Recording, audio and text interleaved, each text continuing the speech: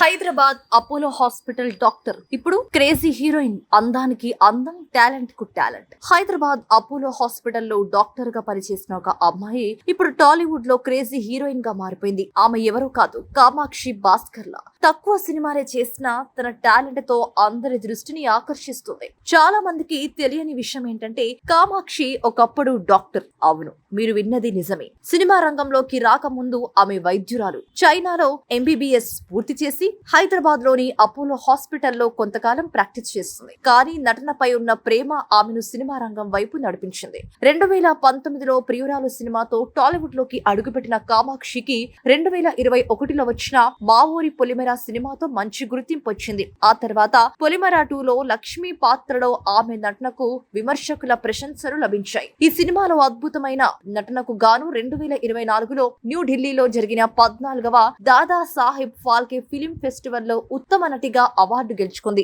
ఇది నిజంగా గొప్ప విషయం కదా. విరూపాక్ష, ఇట్లు మారేడుమిల్లి ప్రజానికం, ఓం భీం బుష్ వంటి సినిమాల్లో కూడా కామాక్షి తన నటనతో ప్రేక్షకులను మెప్పించింది.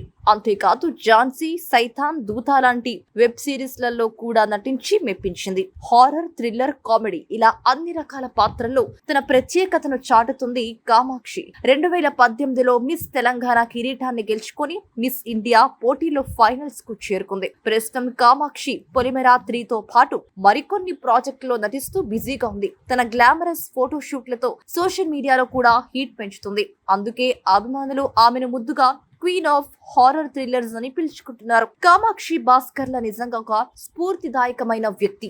డాక్టర్ గా తన వృత్తిని వదిలి నటనపై ఉన్న ప్రేమతో ఇండస్ట్రీలోకి వచ్చి తనకంటూ ఒక ప్రత్యేక గుర్తింపు తెచ్చుకుంది. ఆమె భవిష్యత్తులో మరిన్ని విజయాలు సాధించాలని ఆశిద్దాం.